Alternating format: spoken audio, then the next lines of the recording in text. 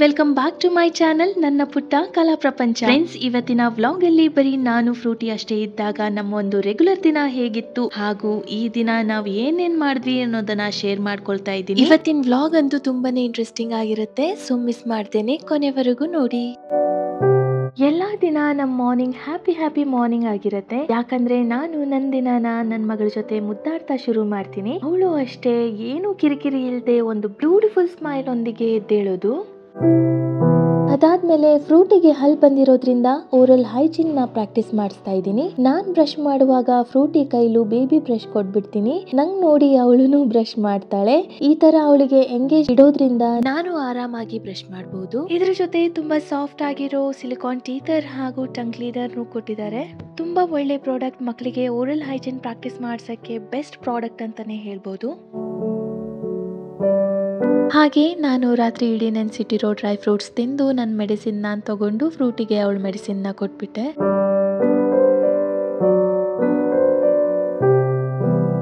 ಅದಾದ್ಮೇಲೆ sensory play time. ಈ ಟೈಮಲ್ಲಿ ನಾನು ಅವಳಿಗೆ ಯಾವ್ದಾದ್ರು ಒಂದು ಸೆನ್ಸರಿ ಬುಕ್ ಅಥವಾ ಟಾಯ್ಸ್ ಕೊಟ್ಟಿರ್ತೀನಿ. ಹಾಗೆ ಅವಳ ಪಾಡಿಗೆ ಅವಳಿಗೆ ಆಟ ಆಡಕ್ ಬಿಡ್ತೀನಿ. ಅದಾದ್ಮೇಲೆ ಫ್ರೂಟಿಗೆ ಬಾಡಿ ಮಸಾಜ್, ಸನ್ ಬಾತ್ ಹಾಗೂ ಸ್ನಾನ ಮುಗಿಸ್ಕೊಳ್ಳೋಣ ಅಂತ ಅನ್ಕೊಂಡೆ.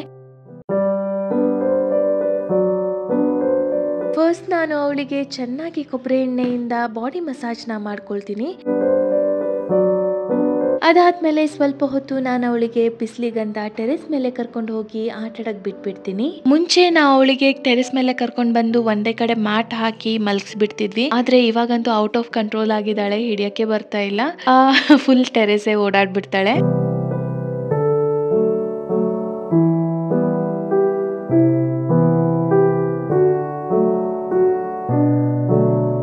ಹಾಗೆ ಆಟ ಎಲ್ಲ ಮುಗಿಸ್ಕೊಂಡು ನಾನು ಅವಳಿಗೆ ಸ್ನಾನಕ್ಕೆ ಕರ್ಕೊಂಡು ಹೋಗ್ಬಿಟ್ಟೆ. ಬಾತ್ ಟೈಮ್ ಅವಳು ಚೆನ್ನಾಗಿನೇ ಎಂಜಾಯ್ ಮಾಡ್ತಾಳೆ. ಇಲ್ಲಿ ನೋಡಿ, ನೀವೇ ನೋಡ್ಬೋದು ಎಷ್ಟು ಹ್ಯಾಪಿಯಾಗಿ ಸ್ನಾನ ಮಾಡಿಸ್ಕೊಳ್ತಿದ್ದಾಳೆ ಅಂತ. ಐ ಆಮ್ ಶೋರ್ ನನ್ನ ಮಗಳು ದೊಡ್ಡೋಳಾದ್ಮೇಲೆ ಈ ವಿಡಿಯೋಸ್ ಎಲ್ಲ ನೋಡಿ ಎಷ್ಟು ಖುಷಿ ಪಡ್ತಾಳೆ ಅಂತ ನಾನ್ ನೆನ್ಸ್ಕೊಂಡ್ರೆ ನನ್ಗೆ ಸಿಕ್ಕಾಪಟ್ಟೆ ಖುಷಿ ಆಗ್ತಾ ಇದೆ. ಎಷ್ಟು ಒಳ್ಳೆ ಮೆಮೊರೀಸ್ ಅಲ್ವಾ. ಮುಂಚೆ ಆರಾಮಾಗಿ ಸ್ನಾನ ಮಾಡಿಸಬಹುದಿತ್ತು, ಆದ್ರೆ ಇವಾಗಂತೂ ಯಪ್ಪ ಸಿಕ್ಕಾಪಟ್ಟೆ ಕಷ್ಟ ಆಗ್ಬಿಟ್ಟಿದೆ. ಒಂದ್ ಜಾಗದಲ್ಲೇ ಕುತ್ಕೊಳ್ಳಲ್ಲ, ಬರೀ ನಿಂತ್ಕೊಳ್ತಿರ್ತಾಳೆ. ಮಸಾಜ್ ಮಾಡುವಾಗ್ಲೂ ಅಷ್ಟೇ, ಡೈಪರ್ ಅಥವಾ ಬಟ್ಟೆ ಬದಲಾಯಿಸುವಾಗ್ಲೂ ಅಷ್ಟೇ. ಇತ್ತೀಚೆಗೆ ಒಂದ್ ಕಡೆನೇ ಇರ್ತಾ ಇಲ್ಲ ಅವಳು, ಬರೀ ನಿಂತ್ಕೊಳ್ಳೋದು, ಇದು ತಗೊಳ್ಳೋದು, ಇದೇ ಮಾಡ್ತಾ ಇರ್ತಾಳೆ.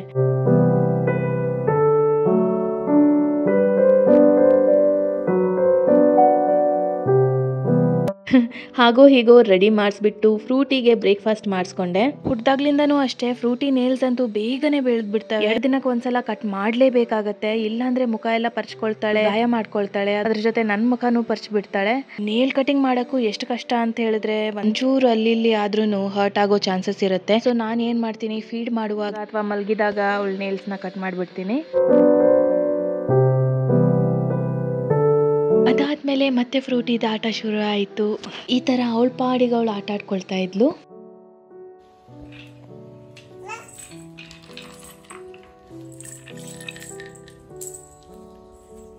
ಅಷ್ಟರಲ್ಲಿ ಅವಳು ಮಲ್ಗೋ ಟೈಮ್ ಕೂಡ ಆಗಿತ್ತು. ಹೀಗೆ ಆಟ ಆಡ್ತಾ ಆಡ್ತಾ ಸ್ವಲ್ಪ ಹೊತ್ತಲ್ಲಿ ಮಲ್ಗ್ಬಿಟ್ಲು.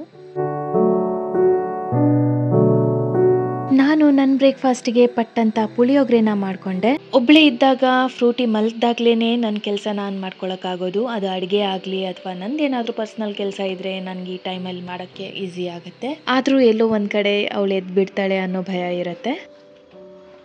Self care is important. So friends, ಇವಾಗ ನಾನು ನನ್ನ ಹೇರ್ನ ಚೆನ್ನಾಗಿ ಆಯಿಲಿಂಗ್ ಮಾಡ್ಕೊಂಡಿದ್ದೀನಿ. ನನಗೆ ಇವತ್ತೊಂದು ಇವಾಗ ಒಂದು ಬಿಗ್ಗೆಸ್ಟ್ ಟಾಸ್ಕ್ ಏನಪ್ಪ ಅಂತಂದರೆ, ಫ್ರೂಟಿ ಮಲಗಿದ್ದಾಳೆ, ಚೆನ್ನಾಗಿ ನಿದ್ದೆ ಮಾಡ್ತಾ ಇದ್ದಾಳೆ. ಅವಳು ಎದ್ದೇಳೋ ಅಷ್ಟರಲ್ಲಿ ನಾನು ನನ್ನ ಸ್ನಾನನ ಮುಗಿಸ್ಕೊಳ್ಬೇಕು ಹಾಗೂ ಅವಳಿಗೆ ಅಡುಗೆನೂ ಪ್ರಿಪೇರ್ ಮಾಡಿಡಬೇಕು. ಸೊ ಎದ್ದಾಗ ಅವಳಿಗೆ ಆರಾಮಾಗಿ ತಿನ್ಸ್ಕೊಳ್ಬೋದು. ಅದ್ರ ಜೊತೆ ನನ್ನ ಅಡುಗೆನೂ ನಾನು ರೆಡಿ ಮಾಡ್ಕೊಳ್ಬೇಕು. ಮತ್ತೇನಂದರೆ ಇಲ್ಲಿ ನೋಡಿ, ನನ್ನ ಕೂದಲು ಇಷ್ಟೇ ಉಳ್ಕೊಂಡಿದೆ, ಎಲ್ಲ ಫುಲ್ ಹೇರ್ ಫಾಲ್ ಆಗಿ ಹೋಗ್ಬಿಟ್ಟಿದೆ. ಸೊ ಹಾಗಾಗಿ ಒಂಚೂರು ಇರೋ ಬರೋ ಕೂದಲನ್ನ ಕಾಪಾಡ್ಕೊಳ್ತಿದ್ದೀನಿ. ಇನ್ನೊಂದು ಏನು ಸ್ಪೆಷಲ್ ಅಂತಂದರೆ, ಇವತ್ತು ನಮ್ಮ ಫ್ರೂಟಿ 9 ಮಂತ್ಸ್ ಕಂಪ್ಲೀಟ್ ಆಗಿದ್ದಾಳೆ. ಅವಳಿಗೂ ಫೋಟೋಶೂಟ್ ಮಾಡಬೇಕು. ನೋಡಿ, ಈ ಒಂದು ಕ್ಯೂಟ್ ಫ್ರಾಕ್ನ ಹಾಕಿ ಫೋಟೋಶೂಟ್ ಮಾಡೋಣ ಅಂತ ಅಂದ್ಕೊಂಡಿದ್ದೀನಿ. ಮಾಮನ ಹೆಂಡತಿ ತೆಗೆಸ್ಕೊಟ್ಟಿರೋದು. ಸೊ ಅವರಿಗೂ ಥ್ಯಾಂಕ್ ಯು ಸೋ ಮಚ್. ಹಾಗೆ ನನಗೂ ಒಂದು ಸಣ್ಣ ಸರ್ಪ್ರೈಸ್ ಇದೆ. ನಾನು ವೆಯ್ಟ್ ಮಾಡ್ತಾ ಇರೋವಂಥ ಪ್ರಾಡಕ್ಟ್ ಇವತ್ತು ರೀಚ್ ಆಗಿದೆ. ಅದನ್ನು ಅನ್ಬಾಕ್ಸಿಂಗ್ ಮಾಡಬೇಕು. ಅದಾದಮೇಲೆ ಇಲ್ಲಿ ನೋಡಿ, ಈ ಒಂದು ಬ್ಯೂಟಿಫುಲ್ ಇಲ್ಕಲ್ ಸೀರೆ ನನಗೆ ನನ್ನ ಅತ್ತಿಗೆ ನೈನಾ ಕೊಡ್ಸಿರೋದು. ಅವರು ಗುಲ್ಬರ್ಗದವರು. ಸೊ ಆ ಕಡೆ ಈ ತರ ಸೀರೆ ಜಾಸ್ತಿ ಹಾಕೋದು. ಒಂದ್ಸಲ ಅವರಿಗೆ ಹಂಗೆ ಹೇಳಿದೆ ನಾನು. ಮತ್ತೆ ನೀವು ಉಟ್ಕೊಂಡಿರೋ ಸೀರೆ ನನ್ಗೆ ತುಂಬಾ ಇಷ್ಟ ಆಯ್ತು, ನಾನ್ ಗುಲ್ಬರ್ಗ ಬಂದಾಗ ನಾನು ತಗೊಳ್ಬೇಕು ಅಂತ ಹೇಳಿದ್ದೆ. ಹಾಗಾಗಿ ತಗೊಳ್ಳೋದು ಬೇಡ, ನಾನೇ ಕೊಟ್ಟು ಕಳಿಸ್ತೀನಿ ಅಂತ ಬಹಳ ಪ್ರೀತಿಯಿಂದ ಕೊಟ್ಟು ಕಳಿಸಿದ್ದೆ. ಅವರಿಗೂ ಕೂಡ ಥ್ಯಾಂಕ್ ಯು ಸೋ ಮಚ್ ನೈನಾತಿಗೆ. ಆದಷ್ಟು ಬೇಗ ಇದಕ್ಕೆ ಒಂದು ಬ್ಲೌಸ್ ಹೊಲ್ಸ್ಕೊಂಡು ನಾನು ಈ ಸೀರೆನ ಉಟ್ಕೊಳ್ತೀನಿ. ಇದ್ರ ಜೊತೆ ಇದೇ ಸೀರೆಯಲ್ಲಿ ಫ್ರೂಟಿಗೆ ಒಂದು ಫ್ರಾಕ್ ಹೊಲ್ಸೋಣ ಅಂತ ಅನ್ಕೊಂಡಿದ್ದೀನಿ. ಸೊ ಫ್ರೆಂಡ್ಸ್, ಇವಾಗ ಮಾತಾಡ್ತಾ ನನಗೆ ನನ್ನ ಟಾಸ್ಕ್ ನೆನಪಾಯ್ತು. ಮಾತಾಡ್ತಾ ಇದ್ರೆ ಮಾತಾಡ್ತಾನೆ ಇರ್ತೀನಿ. ಬೇಗ ಸ್ನಾನ ಮುಗಿಸಿ ನಾನು ಅಡುಗೆ ಶುರು ಮಾಡ್ಕೊಳ್ತೀನಿ. ಮತ್ತೆ ಏನಪ್ಪ ಅಂತಂದ್ರೆ, ನನ್ನ ಚಾನಲ್ನ ಯಾರ್ಯಾರೆಲ್ಲ ಸಬ್ಸ್ಕ್ರೈಬ್ ಮಾಡ್ದೇನೆ ಈ ವಿಡಿಯೋನ ನೋಡ್ತಾ ಇದ್ದೀರೋ ದಯವಿಟ್ಟು ನನ್ನ ಚಾನಲ್ನ ಸಬ್ಸ್ಕ್ರೈಬ್ ಮಾಡಿ. ಅದಾದ್ಮೇಲೆ ಮಧ್ಯಾಹ್ನ ಅಡಿಗೆ ಫಸ್ಟ್ ನಾನು ಫ್ರೂಟಿದ ಊಟನ ರೆಡಿ ಮಾಡ್ಕೊಳ್ತೀನಿ. ಇವತ್ ನಾನು ಅವಳಿಗೆ ಮ್ಯಾಶ್ಡ್ ಪೊಟೆಟೊ ರೈಸ್ ಹಾಗೂ ಮಟನ್ ನ ರೆಡಿ ಮಾಡ್ತಾ ಇದ್ದೀನಿ. ಅವಳು ಊಟ ತಯಾರಿಸಕ್ಕೆ ಈ ತರ ಒಂದು ಸಣ್ಣ ಕಡಾಯಿನ ತಗೊಂಡಿದ್ದೀನಿ. ಅವಳಿಗೆ ಬೇಕಾಗಿರೋ ಕ್ವಾಂಟಿಟಿನ ಕುಕ್ ಮಾಡಕ್ಕೆ ನನಗೆ ತುಂಬಾ ಈಸಿ ಆಗುತ್ತೆ. ಓಕೆ, ನಾನಿವತ್ತು ಅವಳಿಗೆ ಮಟನ್ ನ ತುಂಬಾ ಸಿಂಪಲ್ ಆಗಿ ಮಾಡ್ಕೊಳ್ತೀನಿ. ಎಲ್ಲ ಕಟ್ ಮಾಡಿ ರೆಡಿ ಮಾಡಿ ಇಟ್ಕೊಂಡಿದ್ದೀನಿ. ಸೊ ಫಸ್ಟ್ ನಾನು ಒಂದ್ ಸ್ವಲ್ಪ ತುಪ್ಪನ ಬಿಸಿ ಮಾಡ್ಕೊಂಡು ಅದರಲ್ಲಿ ಬೆಳ್ಳುಳ್ಳಿನ ಆಡ್ ಮಾಡ್ಕೊಳ್ತೀನಿ.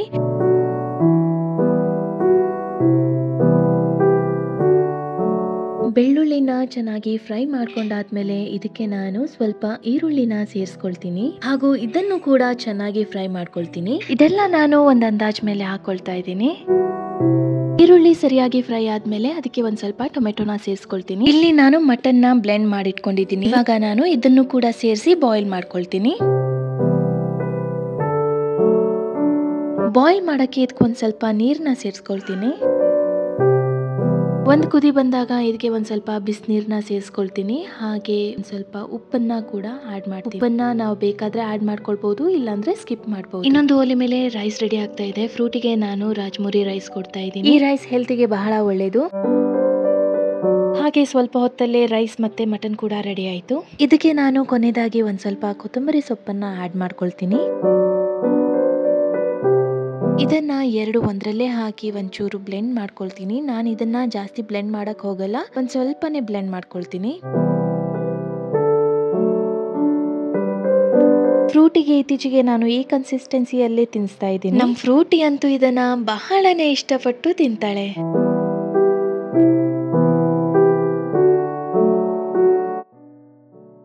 A few moments later. ಅದಾದ್ಮೇಲೆ ಗೋಲ್ಡಿಗೆ ಅವನು ಊಟನ ಕೊಟ್ಬಿಟ್ಟೆ. ನಮ್ ಗೋಲ್ಡಿ ಪಾಪ ಡಯಟ್ ಮೇಲೆ ಇದ್ದಾನೆ.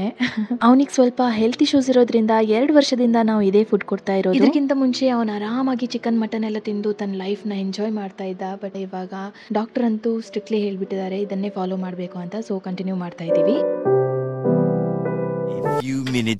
ಅದಾದ್ಮೇಲೆ ನನ್ನ ಊಟಕ್ಕೆ ನಾನು ಇವತ್ತು ಪುದೀನ ರೈಸ್ ನ ಮಾಡ್ಕೊಂಡಿದ್ದೆ. ಇದ್ರ ಜೊತೆ ಪಟ್ಟಂತ ಸೀಬೆಕಾಯಿ ಕೋಸಂಬರಿ ಅಥವಾ ಸೀಬೆಕಾಯಿ ರಾಯ್ತನ ಮಾಡ್ಕೊಂಡೆ. ಇದನ್ನ ಮಾಡಕ್ಕೆ ನಾನು ಮೊದಲು ಸೀಬೆಕಾಯಿನ ತುರ್ಕೊಂಡೆ. ಇಲ್ಲಿ ನೋಡಿ, ಸೀಬೆಕಾಯಿ ಹೊರಗಿನ ಭಾಗ ಅಷ್ಟೇ ನಾನು ತುರ್ಕೊಂಡಿದ್ದೀನಿ. ಇದ್ರ ಜೊತೆ ಬಿಡಿಸಿರೋ ದಾಳಿಂಬೆ ಹಣ್ಣು ಮತ್ತು ಸ್ವಲ್ಪ ಮೊಸರನ್ನ ತಗೊಂಡಿದ್ದೀನಿ. ಒಗ್ಗರಣೆಗೆ ಇಲ್ಲಿ ನಾನು ಸ್ವಲ್ಪ ಸಾಸಿವೆ, ಹಸಿಮೆಣಸಿನಕಾಯಿ ಹಾಗೂ ಕರಿಬೇವು ಸೊಪ್ಪನ್ನ ತಗೊಂಡಿದ್ದೀನಿ. ಇದು ತುಂಬಾ ಸಿಂಪಲ್ ಹಾಗೂ ಬಹಳ ರುಚಿಕರವಾದ ಒಂದು ರೆಸಿಪಿ. ಇದನ್ನ ನೀವು ಕೂಡ ನಿಮ್ಮ ಮನೆಯಲ್ಲಿ ಟ್ರೈ ಮಾಡಿ. ಇದರ ಟೇಸ್ಟ್ ಹೇಗಿತ್ತು ಅಂತ ದಯವಿಟ್ಟು ಕಮೆಂಟ್ ಸೆಕ್ಷನ್ ಅಲ್ಲಿ ತಿಳಿಸಿ. ತುರ್ದಿರೋ ಸೀಬೆಕಾಯಿ, ಬಿಡಿಸಿರೋ ದಾಳಿಂಬೆ ಹಣ್ಣು, ಸ್ವಲ್ಪ ಉಪ್ಪು ಮತ್ತು ಒಗ್ಗರಣೆಯನ್ನ ಮಿಕ್ಸ್ ಮಾಡ್ಕೊಳ್ಬೇಕು. ಕೊನೆಯದಾಗಿ ಬೇಕಾದಲ್ಲಿ ಮೊಸರನ್ನ ಸೇರಿಸಿ, ಇಲ್ಲಾಂದ್ರೆ ಇದನ್ನ ಸ್ಕಿಪ್ ಮಾಡ್ಕೊಳ್ಬಹುದು. ಇಲ್ಲಿ ಸೀಬೆಕಾಯಿ ಆಗಿರೋದ್ರಲ್ಲೇ ತಗೊಳ್ಳಿ, ಜಾಸ್ತಿ ಹಣ್ಣಾಗಿದ್ರೆ ತಿನ್ನಕ್ ಚೆನ್ನಾಗಿರಲ್ಲ. ಫೈನಲಿ ನನ್ನ ಮಧ್ಯಾಹ್ನದ ಊಟ ರೆಡಿ. ಇವಾಗ ನಾನು ಊಟ ಮಾಡುವಾಗ ಫ್ರೂಟಿಗೆ ನಾನು ಹೇಗ್ ಮ್ಯಾನೇಜ್ ಮಾಡ್ತೀನಿ ಅಂತಂದ್ರೆ, ನೋಡಿ ಇಲ್ಲಿ ಅವಳಿಗೆ ಮೊಸರು ಅಂದ್ರೆ ತುಂಬಾ ಇಷ್ಟ. ಹಾಗಾಗಿ ನಾನು ಅವಳಿಗೆ ಒಂದ್ ಕಡೆ ಕೂರಿಸಿ ಮೊಸರನ್ನ ಕೊಟ್ಬಿಡ್ತೀನಿ. ಅವಳು ಪಾಡಿಗೆ ಅವಳು ಆರಾಮಾಗಿ ಮೊಸರನ್ನ ತಿಂತಿರ್ತಾಳೆ. ಈ ಟೈಮಲ್ಲಿ ನಾನು ನನ್ನ ಊಟನ ಆರಾಮಾಗಿ ಮುಗಿಸ್ಕೊಳ್ತೀನಿ. ಫ್ರೆಂಡ್ಸ್, ನಾನು ಈ ಸರ್ವಿಂಗ್ ಬೌಲ್ ಬಗ್ಗೆ ಹೇಳಲೇಬೇಕು. ನೋಡಿ ಎಷ್ಟು ಬ್ಯೂಟಿಫುಲ್ ಆಗಿದೆ ಅಂತ. ಇದನ್ನ ನಾನು ಗೋಕರ್ಣ ಹೋದಾಗ ತಗೊಂಡಿರೋ ಅಂತದ್ದು. ಇಲ್ಲಿ ಇವರು ತುಂಬಾ ವೆರೈಟೀಸ್ ಅಲ್ಲಿ ಬೌಲ್ಸ್, ಸ್ಪೂನ್, ಗ್ಲಾಸಸ್ ಹಾಗೂ ಶೋ ಪೀಸ್ ನ ಇಟ್ಟಿದ್ರು.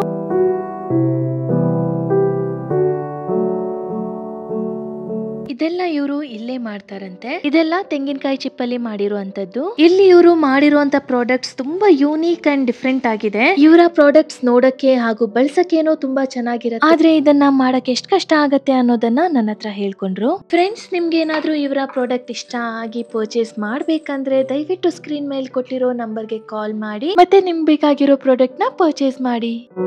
A few moments later. ಸುಮಾರು ಸಂಜೆ ಹೊತ್ತಿಗೆ ನಾನು ಜಿಂಜರ್ ಗಾರ್ಲಿಕ್ ಪೇಸ್ಟ್ನ ಮಾಡಿಕೊಂಡೆ. ಯಾವತ್ತೂ ಅಷ್ಟೇ ಈ ಥರ ಫ್ರೆಶ್ ಆಗಿ ಜಿಂಜರ್ ಗಾರ್ಲಿಕ್ ಪೇಸ್ಟ್ನ ಮಾಡಿಕೊಂಡು ನಾನು ಫ್ರಿಜ್ಜಲ್ಲಿ ಸ್ಟೋರ್ ಮಾಡಿಟ್ಟಿರ್ತೀನಿ.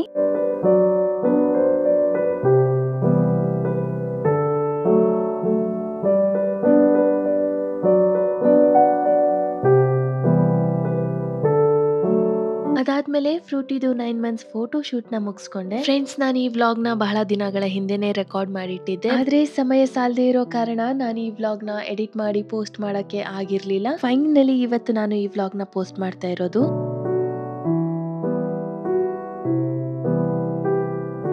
ಮಂತ್ಲಿ ಫೋಟೋ ಶೂಟ್ ಮಾಡಕ್ಕೆ ನಾನು ಫ್ರೂಟ್ಸ್ ಥೀಮ್ ನ ಇಟ್ಕೊಂಡಿದ್ದೀನಿ. ಎವ್ರಿ ಮಂತ್ ಡಿಫ್ರೆಂಟ್ ಫ್ರೂಟ್ಸ್ ನ ಯೂಸ್ ಮಾಡಿ ನಾನು ಫೋಟೋ ಶೂಟ್ ಮಾಡ್ತೀನಿ. ಈ ಸಲ ನಾನು ಪ್ಲಮ್ ನ ಯೂಸ್ ಮಾಡಿದ್ದೀನಿ.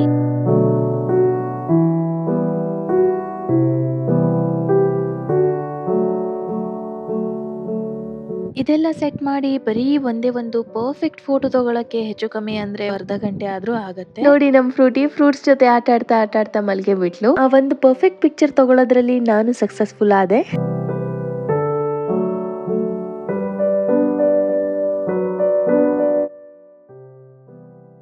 ಸೊ ಫ್ರೆಂಡ್ಸ್, ಫೈನಲಿ ನಾನ್ ವೇಟ್ ಮಾಡ್ತಾ ಇರೋಂತ ಪಾರ್ಸಲ್ ಇವತ್ತು ಬಂದ್ಬಿಟ್ಟಿದೆ. ಇದ್ರಲ್ಲಿ ಏನಿದೆ ಅಂತ ನನ್ಗೆ ಗೊತ್ತು. ನನ್ನ ಹಸ್ಬೆಂಡ್ ನನ್ ಬುಕ್ ಮಾಡಿರೋ ಅಂತದ್ದು, ನನ್ಗೆ ತುಂಬಾ ಯೂಸ್ಫುಲ್ ಆಗಿರೋ ಪ್ರಾಡಕ್ಟ್ ಇದು. ಇದೇನಂತ ಇದೇ ವಿಡಿಯೋದಲ್ಲಿ ನಾನು ನಿಮ್ಮ ಎದುರುಗಡೆನೆ ಓಪನ್ ಮಾಡಿ ತೋರಿಸ್ತೀನಿ.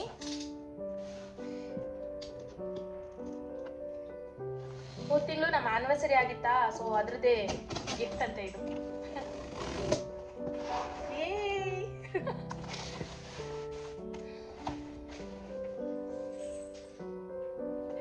ಇದು ನನ್ನ ಯೂಟ್ಯೂಬ್ ವಿಡಿಯೋಸ್ಗೆ ಯೂಸ್ ಆಗುವಂತ ಮೈಕ್ಸ್ ಬಂದಿದೆ. ಕೆಲವೊಂದು ವಿಡಿಯೋಸ್ ದಲ್ಲಿ ವಾಯ್ಸ್ ವೇರಿಯೇಷನ್ ಇರ್ತಿತ್ತು, ಮತ್ತೆ ತುಂಬಾನೇ ಡಿಸ್ಟರ್ಬೆನ್ಸ್ ಎಲ್ಲ ಕೇಳಿಸ್ತಿತ್ತು ನನ್ನ ಹಿಂದಿನ ವಿಡಿಯೋದಲ್ಲಿ. ಇನ್ ಮುಂದೆ ಆ ಥರದ್ದು ಏನೂ ಕೇಳಿಸಲ್ಲ. ಸೊ ನಾನು ಫ್ರೂಟಿ ಸೇರಿ ಓಪನ್ ಮಾಡೋಣ. ಇದು ಓಪನ್ ಮಾಡೋಣ. ಯೂಸ್ ಮಾಡೋದಂತ ಗೊತ್ತಿಲ್ಲ, ಅವರಿಗೆ ಕೇಳಬೇಕು.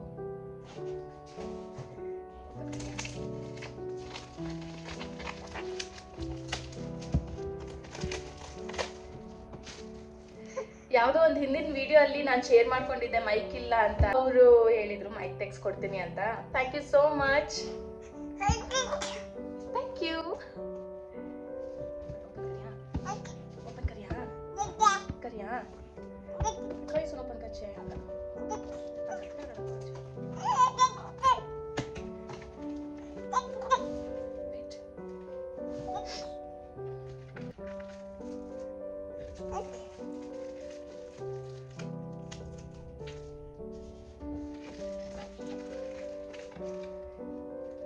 ಸ್ಟಿಕರ್ಸ್. ಇದೆಲ್ಲ ಪೇಪರ್ ವರ್ಕ್ಸು.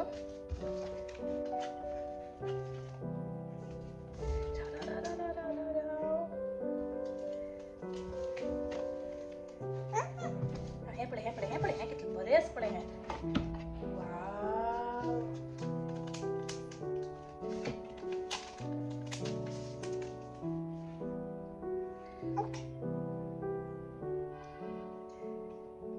ಸೂಪರ್ ಆಗಿದೆ, ತುಂಬಾ ಚೆನ್ನಾಗಿದೆ.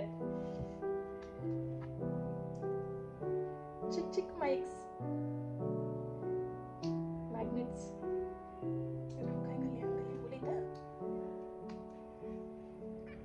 ರಿಸೀವರ್ ಇದು. ಫ್ರೆಂಡ್ಸ್, ಇವತ್ತಿನ ವಿಡಿಯೋ ನಾನು ಇಲ್ಲಿಗೆ ಎಂಡ್ ಮಾಡ್ತಾ ಇದ್ದೀನಿ. ಇನ್ನೊಂದು ಇಂಟ್ರೆಸ್ಟಿಂಗ್ ವಿಡಿಯೋ ಒಂದಿಗೆ ನಿಮಗೆ ನೆಕ್ಸ್ಟ್ ವ್ಲಾಗ್ ಅಲ್ಲಿ ಸಿಗ್ತೀನಿ. Until then take care, bye.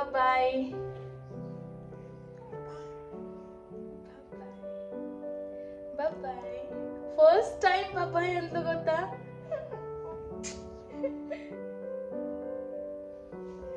ಬಾಯ್ ಸಂಚೆ ಕಳ್ತು का केन शिकले बाय सांचे का.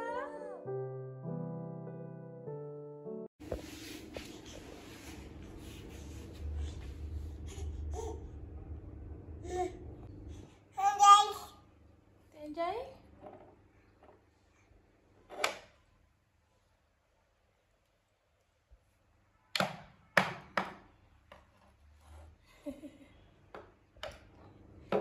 कितना करते थे.